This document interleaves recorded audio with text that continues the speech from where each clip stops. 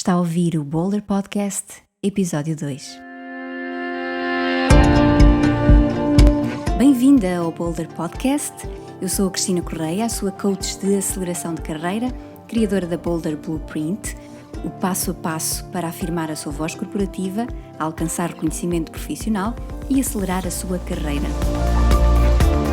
Em cada episódio, trago-lhe conteúdos e um convidado que lhe proporcionará recursos, inspiração e conselhos para ir mais além na sua carreira sem limitações.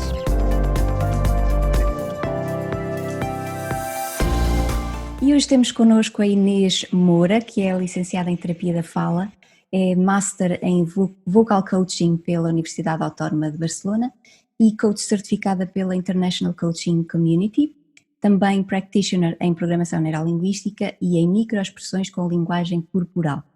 Trabalha como coach vocal e executive trainer em voz própria, na Inês Moura, Voice Power Leadership, e ministra regularmente palestras, cursos e formações sobre a utilização da voz em reuniões, apresentações e nos mídia. É coach de líderes empresariais, de políticos e de diversas personalidades que pretendem dar à sua voz emoção e credibilidade perante clientes, colaboradores ou diversas audiências. Inês, é uma honra enorme receber-te aqui no meu Boulder Podcast. Obrigada. Episódio 2. Obrigada e muito obrigada pelo convite e por me dar voz também neste podcast. Muito bem, estamos aqui também a falar em torno de voz corporativa, não é? Das mulheres afirmarem a sua voz corporativa e trabalhas diretamente aqui com a voz. Podes resumir um pouco o trabalho que fazes? O meu trabalho é um bocadinho vasto dentro do que é aquilo que é o vocal coaching. Normalmente associa-se o coaching ou a voz ou o vocal coaching para cantores e para a área artística, e aquilo que eu me foquei nos últimos anos foi na área empresarial e na área, por assim dizer, do falar no dia-a-dia, nas reuniões, nas apresentações, como já disseste. E este trabalho é trazer o que cada pessoa tem de melhor ao de cima. Eu acredito que todas as pessoas têm uma voz bonita, têm uma voz interessante, que por vezes está, digamos assim, coberta por hábitos que não são tão eficientes, ou por desconhecimento, ou porque a pessoa não sabe o que pode melhorar, e portanto está aquém das suas potencialidades. E o que eu faço é ajudar em parceria a descortinar essas características e a trazer uma voz que é natural, que é autêntica e que é, no fundo, que serve os objetivos que a pessoa tem profissionalmente e pessoalmente também.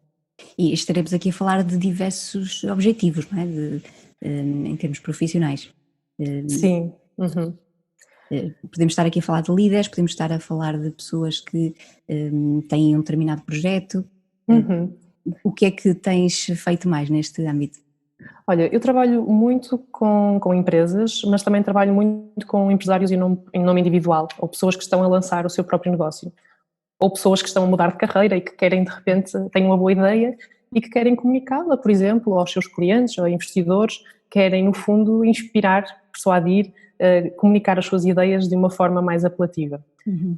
Nós, hoje em dia, vivemos numa era em que se comunica muito, que se comunica quase demais, arrisco-me a dizer. E, portanto, a qualidade com que se comunica é cada vez mais importante. Há tanto ruído, há tanta gente a comunicar, a fazer vídeos para o seu negócio, por exemplo.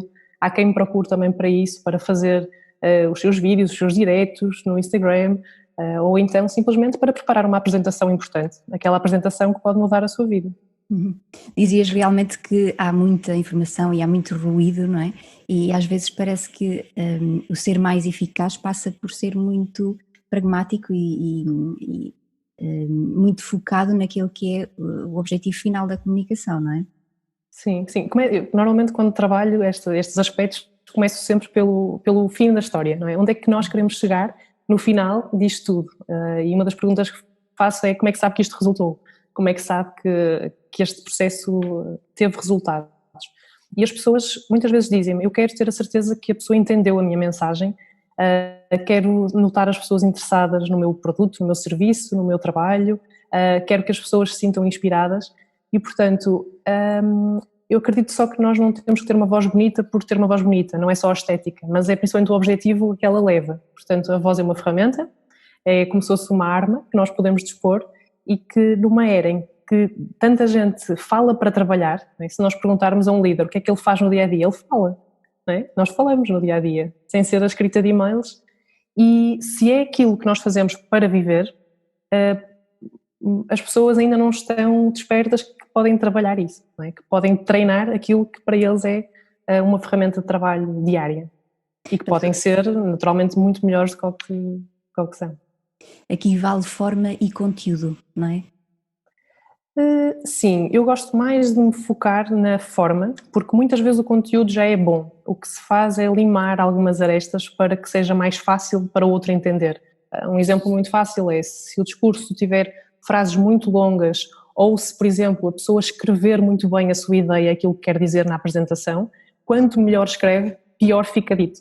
Então às vezes é preciso desmontar um bocadinho aquela memorização e aquele perfeccionismo de eu não quero falhar, eu quero dizer tudo o que tinha pensado, e desmontarmos para aquilo que se chama ser humano, não é? Ser real, enganar-se de propósito ou enganar-se ponto e vírgula e portanto siga para a frente. Não precisamos aqui, sabes, daquela perfeição que se antes os oradores, não é? Parece que os bons oradores parece que estão noutro patamar e eu nunca vou lá chegar porque eu não nasci para isto. E não é nada disto. Toda a gente pode ter voz, eu acredito. E quais dirias que são os principais desafios e dificuldades no trabalho que tens com os teus clientes? Que eles sentem, efetivamente? Olha, eu vou focar, vou só fazer aqui uma distinção de género. Acredito que muitos dos homens que me procuram, eu tenho muitos clientes, homens, mulheres, portanto não há aqui nenhum padrão necessariamente, os homens precisam transmitir mais emoção, normalmente, mais expressividade na sua comunicação, porque percebem que a comunicação não vem só dos factos, não vem só de serem bons de forma competente e tecnicamente, mas precisam de ser mais empáticos também e mais emotivos. Por outro lado, as mulheres queixam-se muito de a minha voz treme quando eu falo em público, ou sinto que a minha voz não acompanha a credibilidade que eu quero. E os desafios são diferentes, naturalmente, mas todas as pessoas querem encontrar a sua melhor voz. Isso é um ponto assente. Não querem ter a voz de outra pessoa, não é? Eu quero imitar o fulano tal porque fala bem. Não é isso, as pessoas não pedem isso, pedem-me, eu só quero ser eficaz, só me quero sentir confortável. Não quero necessariamente ser uma estrela da televisão ou da rádio, quero ser eu próprio e quero que a minha voz revele isso. E é muito interessante. E aqui é que entra o coaching neste processo, não só a voz. Porque também trabalhas muito aqui em torno do conceito de autenticidade, não é? Que penso que é aqui um conceito comum ao nosso trabalho, embora em áreas de intervenção um pouco diferentes, não é? Uhum. Entra aqui com a questão da autenticidade, de ir buscar a sua voz própria, não é? Sabes porquê? Porque a voz, se tu não fores autêntico, a voz vai ser das primeiras coisas a mostrar esse sinal. Porque a pessoa precisa de falar daquilo que acredita. E quando não acredita, isso vê-se muito nos políticos às vezes, ou pessoas com quem trabalham na área da política, às vezes há certas coisas que não acreditam tanto. Isso nota-se plenamente no discurso. Então, nós temos que falar daquilo que nos apaixona e aquilo que nos dá um brilho no olhar. E essa autenticidade de conteúdo, não é, também se depois verifica na forma. E a autenticidade não é só uma tendência, acho que é uma tendência que veio para ficar, porque nós queremos realmente acreditar na pessoa que nos está a vender um serviço, queremos acreditar, esta pessoa está a dizer a verdade, eu posso acreditar nela, transmite-me confiança, e a voz dá-nos isso tudo, dá-nos essa pessoa a idade que tem. Às vezes falamos com um cliente por telefone e acreditamos que ele tem uma certa idade, uma certa altura, uma certa estatura, e depois chegamos ao pé da pessoa e não é nada daquilo. Portanto, nós criamos uma imagem sonora das pessoas, o que é interessante. E quando as pessoas tentam ultrapassar estes desafios do falar com voz própria, não é? Quais é que achas que são os principais erros que cometem? Acho que um dos principais erros como é que eu ia explicar? Não é necessariamente de fazer erros, eu acho que às vezes não há uma crença de que é possível mudar. Ou seja, eu falo assim, eu sou assim e portanto é muito difícil mudar o que quer que seja. Quando as mudanças, por exemplo, na voz são muito rápidas e acho que as pessoas não têm essa percepção, acham, eu sempre falei assim, vou demorar anos a falar de outra maneira. Não, é uma questão de meia dúzia de sessões, ou 3 ou 4 semanas, ou 1 mês, ou 2 meses, para a pessoa de facto falar de uma outra forma. Então eu acho que desistir antes do processo dar resultado pode ser, ou a pessoa nem sequer começar porque acha que não é para ele ou para si, que é, isto já não vai ao sítio, não é? Isto já sempre foi assim, sempre comi palavras, sempre falei para dentro, sempre falei baixo, não gosto de falar alto. Quer dizer, quem é que vem aqui mudar isso? Não é? Avala a estrutura, avala a personalidade. Então eu acho que o erro é a pessoa não se manter curiosa. Acho que esse seria o principal erro. Muito bem. E qual é o passo de ação mais importante para ultrapassar esse não se manter curioso? Eu acredito, eu deixo um desafio à audiência, que é, as pessoas detestam normalmente ouvir a sua voz gravada. Eu não sei se te acontece, ou se te vai acontecer depois quando ouvirmos este podcast, mas as pessoas detestam ouvir a sua voz gravada, ou seja, é quase como uma característica que nós temos todos os dias e não gostamos dela. Então, o desafio que eu poderia deixar aqui um bocadinho a título de um jogo é gravarem a vossa voz e, em vez de começarem logo a olhar para aquilo que não gostam, não é? Disse muitos anos, falei muito baixo, comi palavras. Escrevam aquilo que gostam. Escrevam realmente, olha, uma coisa que eu gosto, que eu nunca tinha reparado, eu gosto nisto, até gosto nisto da minha voz, até gosto da forma como falo, que esse é um bom ponto de partida, porque o coaching, não é, como tu sabes, trabalha com recursos e não com falhas, não é? Trabalha com aquilo que a pessoa já tem dentro de si. Então o primeiro passo é a pessoa reconhecer que muitas vezes a sua voz não é assim tão má como parece e que há muito por onde pode explorar. Exato, e começar pelos pontos fortes é sempre um excelente ponto de partida, excelente conselho e excelente desafio aqui à nossa audiência. Olha, agora de uma forma mais pragmática, que tipo de recursos, ou para que tipo de recursos é que podes direcionar a nossa audiência, estas mulheres que querem avançar nas suas carreiras e que tenhas disponível neste momento? Uhum. Olha, como sabes, não é? No ano passado lancei um livro que é O Poder Secreto da Voz. Isso fica um bocadinho mal recomendarmos o nosso próprio livro, mas de facto não existem muitos livros que falam sobre voz no mercado e este foi precisamente desenhado para qualquer pessoa que quer começar a fazer um caminho com calma, a ler um pouco mais sobre a sua voz, fazer algumas experiências, tem alguns exercícios práticos. Portanto, quem quer começar a tomar contacto com esta viagem sobre a sua voz, recomendo o Poder Secreto da Voz, que podem encomendar online, no site da UC, ou a ir a qualquer livraria.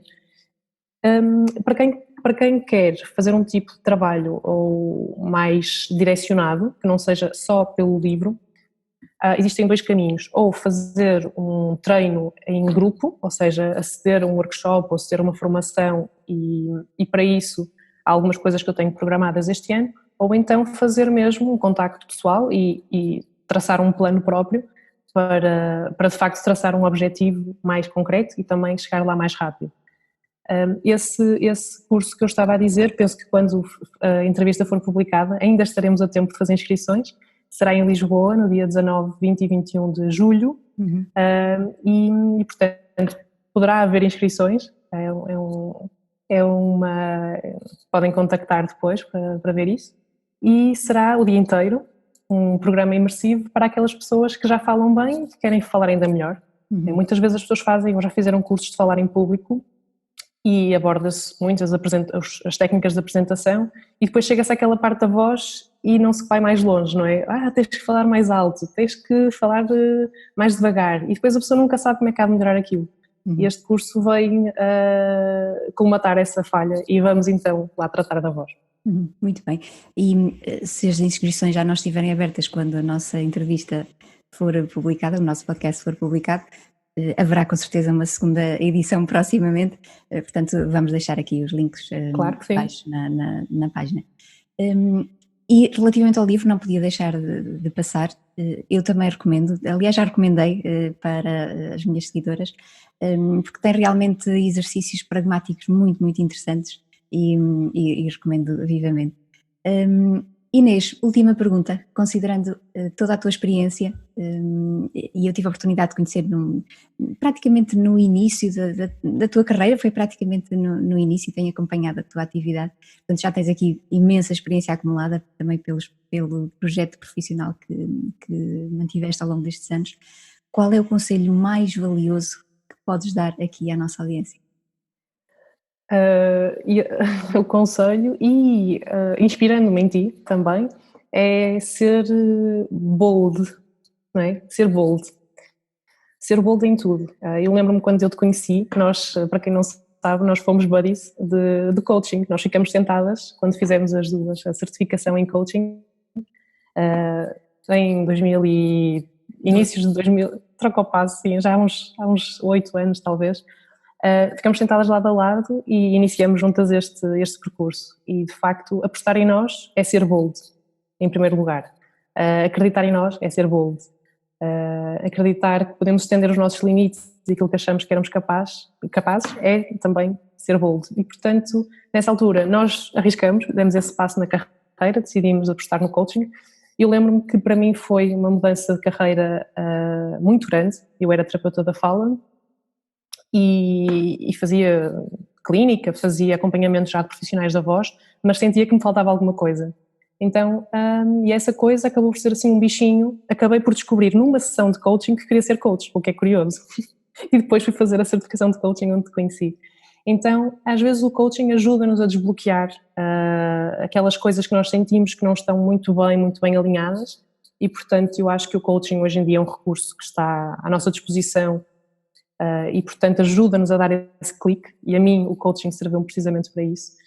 E depois, ao longo da nossa vida, vamos tomando decisões, muitas vezes arriscadas, dizem-nos os outros, não é? Mas devemos confiar em nós mesmas que é por ali, e portanto persistir e continuar e ir em frente. Eu lembro-me que mesmo antes de mudar de carreira, mudei um bocadinho, ajustei um bocadinho o meu percurso profissional há 6 meses, quando saí do meio corporativo a tempo inteiro e passei a assumir o meu negócio em pleno.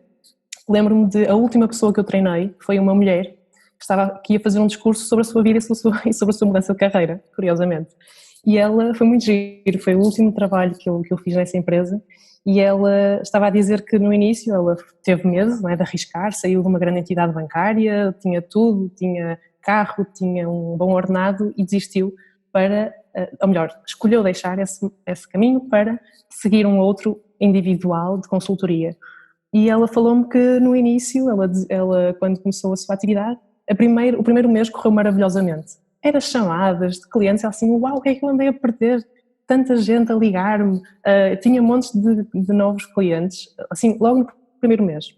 Mas depois chegaram os meses difíceis, não é? Chegou a altura em que já não havia, por um motivo ou por outro, o negócio não caiu, ou o cliente não ligou, e portanto há assim picos, não é? E há vales.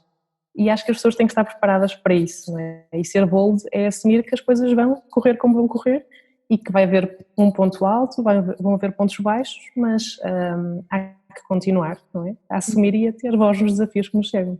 Exatamente. E não há melhor forma de terminar este episódio bolder que não seja de uma forma bold. Muito obrigada, Inês. Obrigada. Sucesso no teu caminho. Para ti também, foi um prazer estar aqui contigo a falar novamente. Muito sucesso e que corra tudo muito bem neste teu projeto também. Obrigada. Obrigada.